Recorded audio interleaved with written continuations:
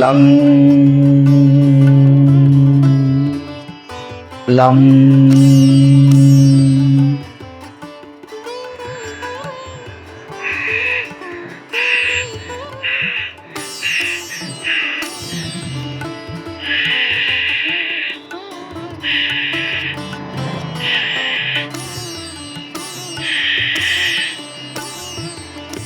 వం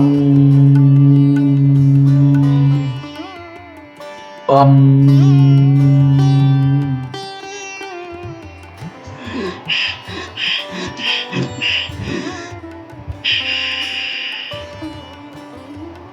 రం రం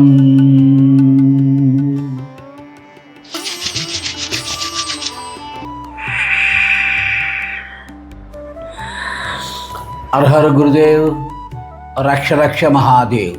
ప్రేమస్వద దివ్యాత్మ స్వరూపులైన మీ అందరికీ శ్రీకంఠ శ్రీ సదాశివుని అనుగ్రహం సిద్ధించుగాక.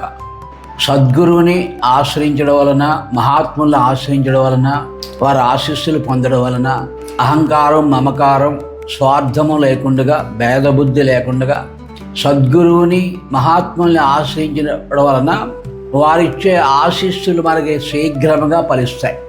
ఆ ఫలితం కూడా మీలో అహంకారం, మమకారం, స్వార్థము నశించే వరకు వారు ఆశీస్సులు ఇచ్చినా మీకు ఫలించవు. మీలో అహంకారం, మమకారం, స్వార్థం విడిచిపెట్టినప్పుడు, భేదబుద్ధి విడిచిపెట్టినప్పుడు వారిచ్చిన ఆశీస్సులు తొందరగాను ఫలిస్తాయి, వెంటనే ఫలిస్తాయి, సమయం వచ్చినప్పుడు ఫలిస్తాయి. ఆశీస్సులు వృధాగా పోదు. అలాగే మనం ఇచ్చే దానం, మనం ఇచ్చే సేవ, పాత్ర ఎరిగి, సమయం ఎరిగి, కాలం ఎరిగి మనం దానం చేయడం వలన నిష్కామ దానం, సహజ దానం, సహజ సేవ ఎప్పుడైతే చేస్తామో అధికమైనటువంటి ఫలితం వస్తుంది. ఎందుకంటే ఆ పరమేశ్వరుడు, సదాశివుడు సర్వజీవాల్లోని ఆయనే ఉన్నారు కాబట్టి. మీరు సహజంగా చేసే సేవ కానీ, సహజంగా చేసేటటువంటి దానం కానీ, సహజం అంటే తీసుకునేవాడు శివుడు, ఇచ్చేవాడు శివుడు, ఇచ్చే వస్తువు ధనము కానీ, ఫలము కానీ శివుడే అనే భావంతో ఇచ్చే సహజదానం. అది ఆ శివునికి అది చెందుతుంది కాబట్టి ఆ శివుని యొక్క అనుగ్రహం మనకి వెంటనే లభిస్తుంది. అలా సేవ కూడా, సేవ అంటేనే పూజ. ఉద్యోగం కాదు, పని కాదు, కూలి కాదు. భార్యాభర్తల్లో కానీ, తల్లి బిడ్డల్లో కానీ, ఉద్యోగంలో కానీ, వ్యాపారంలో కానీ, వ్యవసాయంలో కానీ ప్రతిదీ కూడా, ఆలయంలో కానీ, ఆశ్రమంలో కానీ సేవ అనే 2 అక్షరాలతో మనం పని చేయగలిగితే అది పూజ కింద మారిపోద్ది. ఎవరికి సేవ? ఆ శివుడే. ఆ చేసేటటువంటిది ఆ వస్తువ, ఒక ఇల్లు కానీ, ఒక ఆలయం కానీ, ఒక వ్యాపారం కానీ అది శివుడే. ఉద్యోగం కానీ ఏదైనా అది శివుడే. ఆ శివుడికి చేసేటటువంటి సేవడు కూడా శివుడే, సేవ చేయించుకునేవాడు కూడా శివుడే అనే భావం వచ్చినప్పుడు సహజ సేవ అవుతుంది. కాబట్టి అది శివుడికే చెందుతుంది. ఆ శివుడికే చెందినప్పుడు నువ్వేమవుతావు? నువ్వే శివుడు అయిపోతావు. అప్పుడు అధికమైన ఫలితం వస్తుంది. అలాగే జీవితంలో ఎవరన్నా సరే మానవ జన్మ ఎత్తిన తర్వాత మనం చేసేటువంటి సేవలు, మనం చేసేటువంటి దానాలు పాత్ర ఎరిగి, సమయం ఎరిగి, కాలం ఎరిగి చేయడం వలన అధికమైన ఫలితం వస్తాయి. ఈ సహజమైనటువంటి సేవలో, సహజమైన దానంలో ఎలాగా? కాలం ఎరిగి, సమయం ఎరిగి దానం అంటే ఎదటి వారి అవసరం ఎరిగి, ఏ కాలంలో ఏది అవసరమో. వర్షాకాలంలో బట్టలు, దుప్పట్లు, వస్త్రాలు దానం, అన్నదానం. ఎండాకాలంలో గొడుగు, చెప్పులు, మంచినీళ్ళు దానం. చలికాలంలో కప్పుకోవడానికి దుప్పట్లు దానం. అట్లాగనే ఆపదలో ఉన్నప్పుడు ఒక వ్యక్తి, పేదవాడికి వివాహం అవుతున్నప్పుడు ఆ వివాహానికి కావాల్సిన సహాయం అందించడం సమయం అది. అనారోగ్యంగా బాధపడేటప్పుడు అతనికి కావలసిన వైద్య సేవ చేయడం ఆ సమయం సాధనది. అలాగే విద్య, పేదవాడికి విద్య నేర్పించడం సహజంగా ఆ సమయం అవసరం. పేదవాడికి విద్య నేర్పించడం అది ఆ సమయానికి అనుకూలంగా వాళ్ళకి ఏం కావాలో మనం చేయడం. పాత్ర ఎరిగి అంటారు. ఆ పాత్ర ఎరిగి అంటే మనం ఇచ్చేటటువంటి ప్రతి వస్తువు సద్వినియోగం అవుతుందా, దుర్వినియోగం అవుతుందా? సద్వినియోగం అయితే నీకు పుణ్యం వస్తుంది, దుర్వినియోగం అయితే నీకు పాపం వస్తుంది. సద్వినియోగం అవ్వాలంటే ఎలాంటి వారికి మనం దానం ఇవ్వాలి? ఎలాంటి వారికి సేవ చేయాలంటే శాస్త్రాల్లో ఉన్నాయి. గుడ్డివాడికి, పేదవాడికి మనం దానం ఇస్తే పాపం వస్తుందని ఉంది. ఎందుకంటే పాపం చేసాడు కాదు పాపం అనుభవిస్తున్నాడు. అనుభవించేవాడు కానీ దానం ఇస్తున్నావు కాబట్టి వెంటనే నీకు అది వాడి పాపం నీకు వస్తుంది. మరి తిరిగి ఆ గుడ్డివాడికి పేదవాడికి దానం చేయమని ఉంది. ఎలా దానం చేయాలి? అప్పుడు నీవు తప్పనిసరిగా సహజ దానం చేయాలి. కామ్య దానం కానీ త్యాగదానం కానీ పనికిరాదు. ఆ రెండు దానాల్లో వాడి పాపం నీకు వస్తుంది. సహజ దానం అంటే ఆ పేదవాడు, ఆ గుడ్డివాడు, ఆ నడ్డివాడు, ఆ దరిద్రుడు కూడా సాక్షాత్తుగా శివుడే. అలాగే నీవే శివుడయ్యి నీవు ఇచ్చేది కూడా శివరూపమైన శివుడే తీసుకుంటున్నాడని ఇస్తే నీకు ఏ పాపం అంటదు. ఈ జ్ఞానం లేకపోతే తిరిగి నీకు కర్మ వస్తుంది. జాగ్రత్త. పాత్ర ఎరిగి అంటే అలాగే సద్గురువులు, సిద్ధ పురుషులు, మహాత్ములకి మనం సేవ చేసినా దానం చేసినా ఏమొస్తుంది అంటే వారు చేసే ధర్మ కార్యాల్లో మీ యొక్క కష్టార్జితం, మీ సేవ వినియోగించుకోవడం వలన మీకున్నటువంటి అనేక కోటాను జన్మల కర్మ కూడా ఆ సద్గురు సన్నిధిలో, ఆ మహాత్ముల సన్నిధిలో నాశనం అవుతాయి. వారు చేసే ధర్మ కార్యాల వలన, అన్నదానము, ఆశ్రమ సేవలు, దైవిక కార్యాలకి మీ ధనం ఉపయోగించడం వలన మీ కర్మ ఆటోమేటిక్గా నశిస్తుంది. అలాగే మహాత్ములకి 12 సంవత్సరాలు సద్గురువులకి సేవ చేసేటువంటి శిష్యుడికి కానీ, ఒక తపస్సు చేసినట్టు గురువుకు కానీ, అలాగే అలాంటి గురు శిష్యులకు కానీ నీ జన్మలో ఎన్నో కోట్ల జన్మల పుణ్యం ఉంటేనే కానీ అట్లాంటి వారికి సేవ చేసుకునే అదృష్టం కానీ, వారికి సమర్పించాలి అనేటటువంటి త్యాగం కానీ లభించిందా మీ జన్మే సార్థకం అయిపోతుంది. ఎలా సార్థకం అవుతుంది అంటే జీవితంలో అలాంటి వారికి పండ్లు, పూలు, దక్షిణ, అన్నము, వస్త్రము సమర్పించగలిగితే జీవితంలో ఒక్కసారైనా సరే.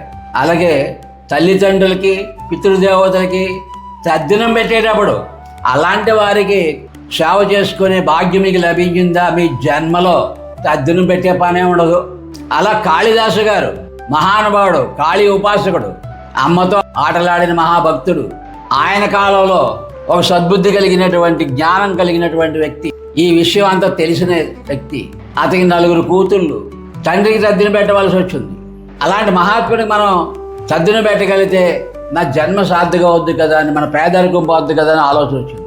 అప్పుడు ఊరంతా వెతికాడు. అప్పుడు కాళిదాసు దర్శనం అయ్యాడు. కాళిదాసు గారుకి మనం పాదపూజ చేసి మన తల్లిదండ్రుల పేరు చెప్పి అన్నదానం చేస్తే మన జన్మ సార్థకం అవుతుంది అని ఆలోచన చేశాడు. రేపు తద్దినం అనగా ఇవాళ కాళిదాసు గారి ఇంటికి వచ్చాడు. అయితే కాళిదాసు గారు సామాన్యుల ఆ కాళీమాత ధ్యానంలో ఉన్నారు. ఈ పండితుడు వస్తున్నాడని అర్థమైపోయింది. అప్పుడే తాంబూలం వేసుకున్నాడు. ఆ పండితుడు వచ్చాడు. చూడనట్టుగా తాంబూలం మింగి, తాంబూలం వచ్చిన ఉమ్మి ఉచ్చిష్టాన్ని ఆ వచ్చిన వ్యక్తి మీద ఊశాడు. ఆయన వెంటనే ఆయన కంగారు పడ్డాడు. కాళిదాసు కంగారు పడుతున్నాడు. అయ్యో చూసుకోలేదు అన్నాడు. అప్పుడు ఈయన అవసరం కదా, పర్వాలేదని మహానుభావుడికి మీ ఆశిస్తులు అనుకున్నాడు ఆయన. రేపు మా తండ్రి గారి తద్దినం మీరు అనుగ్రహించి మాకు భోజనానికి రావాల్సిందిగా ఆహ్వానం చేశాడు.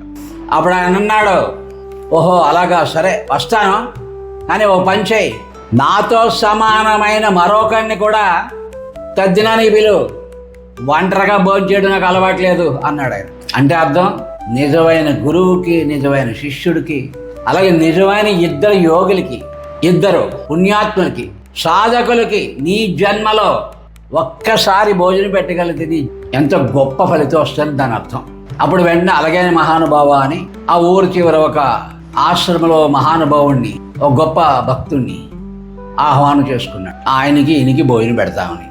అయితే ఇక్కడ కాళిదాసు గారు ఏమన్నారు తెలుసునా, ఒరే అబ్బాయి, ప్రొద్దున్న ఒకవేళ నాకు మర్చిపోవచ్చే పనిలో ఉండి రేపు వెంటనే వచ్చి నాకు గుర్తు చేయి వస్తాను అన్నాడు. రేపు తద్దినం, రేపు కావాల్సిన ఏర్పాట్లన్నీ వాళ్ళు చేసుకోవాలి, కానీ రేపొద్దున తద్దిన సమయంలో మళ్ళీ నీ దగ్గరికి వచ్చి గుర్తు చేయాలట.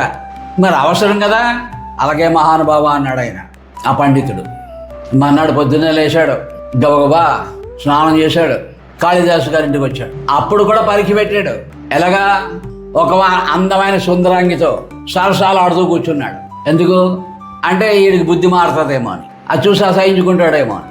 మహానుభావుడు, కాళీ భక్తుడు, ఆయన ఏం చేస్తే మనకెందుకు అని పాద నమస్కారం చేసి, అయ్యా ఈరోజు మా నాన్నగారు తద్దును భోజనాన్ని రండి అన్నాడు.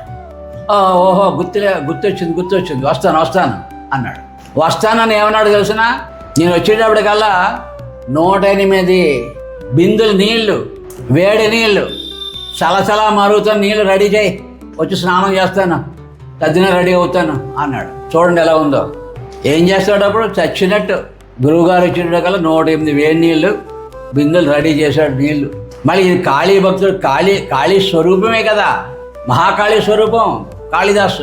అందుకని తద్దినానికి ఇంటికి వెళ్ళి స్నానం చేశాడు. జై కాళీ అనుకుంటూ స్నానం చేస్తున్నాడు. 108 బిందులు స్నానం చేశాడు ఆయన. ఏం చేత ఆయనలో కాళీ ఉంది, ఈ వేడి నీళ్ళు ఒక లెక్క. అలాగే పరీక్ష, యథార్థమా కాదా నువ్వు చేసే పని, సేవ కానీ దానం కానీ స్వార్థమా, అది అక్కడ పరీక్ష. ఆ పరీక్షలో నెగ్గాడు అతను, స్నానం చేశాడు. తనతో సమానమైన మరొకరిని కూర్చోబెట్టి అప్పుడు ఒంటిగా భోజనం చేయకూడదు, ఎప్పుడు కూడా జంటగా ఉండాలి. అందుకని గురు శిష్యులు ఉండాలి. 12 సంవత్సరాలు గురువు చేసినటువంటి శిష్యుడు, నిరంతరం తపస్సు చేసిన గురువు, ఇద్దరు మనకు దొరికారా, మన జన్మ సార్థకం అవుతుంది. అలాంటి సార్థకమైనటువంటి స్థితి ఆ రోజు ఆ పండితుడు లభించింది.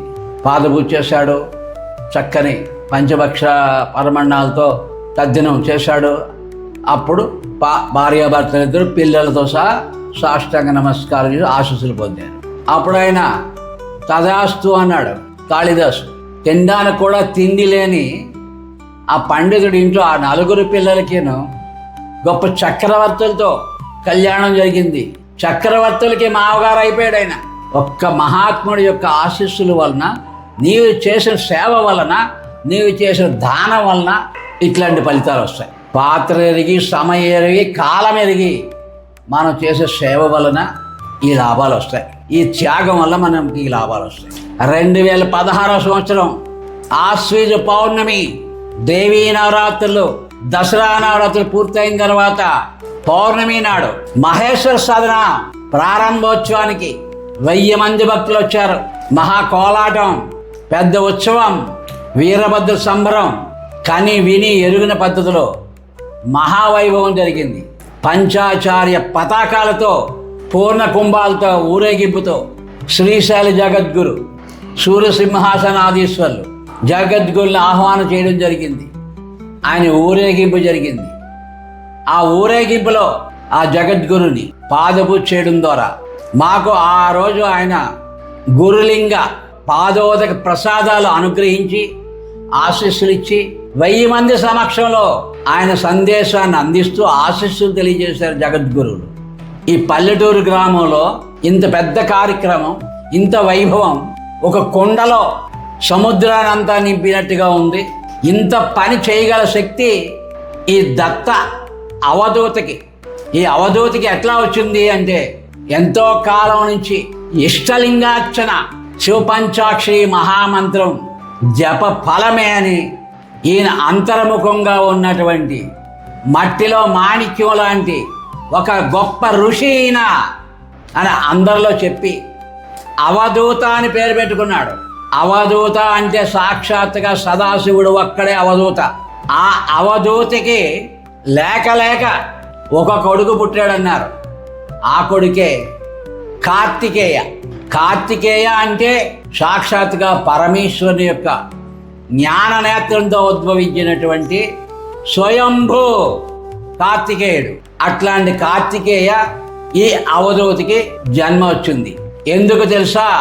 ప్రపంచంలో ఉన్నటువంటి అజ్ఞానం, ప్రపంచంలో ఉన్నటువంటి దుష్ట సంహారం చేసి, శిష్ట రక్షణ చేసి, శివధర్మ ప్రతిష్టాపన చేయడానికి, పశువులందరినీ ఉద్ధరించి పశుపతిగా చేయడానికి ఈ కార్తికేయ అవతరించాడు అని తెలియజేస్తూ, భవిష్యత్తులో మీకు లోక కళ్యాణంగా ఉపయోగపడుతుంది, ఉపయోగించుకోండి అని ఆశీస్సులు ఇచ్చారు. గొప్ప ఆశీస్సులు ఇచ్చారు.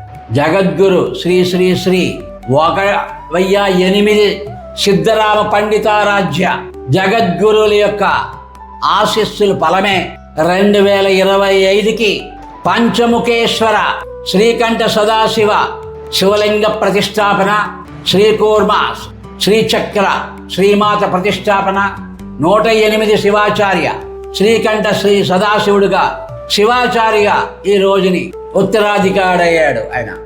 అది జగద్గురువుల యొక్క పరిపూర్ణమైన ఆశీస్సులు సంపూర్ణమైనవి. శ్రీశైల జగద్గురువులకి, శ్రీశైల మల్లికార్జున స్వాముల వారికి, శ్రీశైల భ్రమరాంబికామాతకి హృదయపూర్వకంగా సాష్టాంగ నమస్కారాలు, కృతజ్ఞతాంజలి సమర్పించుకుంటూ ధన్యవాదాలు ధన్యవాదాలు ధన్యవాదాలు.